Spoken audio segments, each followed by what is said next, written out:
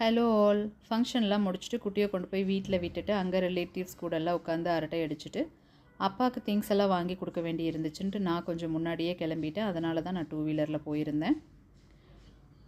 அப்பாவும் நீ பூனேயில் எங்கள் கூட இன்னொரு 4 மாதத்துக்கு இருக்க மாட்டாங்க. ஏன்னா இங்கே பனி ஜாஸ்தியாக இருக்கும். எனக்கே தாங்க முடியாது, அப்பாவுக்கு தாங்க முடியாதுன்னு சொல்லிட்டு அங்கே தான் இருப்பாங்க. ஸோ திங்ஸ் எல்லாம் வாங்கி கொடுத்துட்டு வந்தேன். அம்மா இல்லை, அப்பா மட்டும்தான். அப்பாவே மேனேஜ் பண்ணிக்குவாங்க. மண்டே மார்னிங் 10:30க்கு எனக்கு ட்ரெயின்.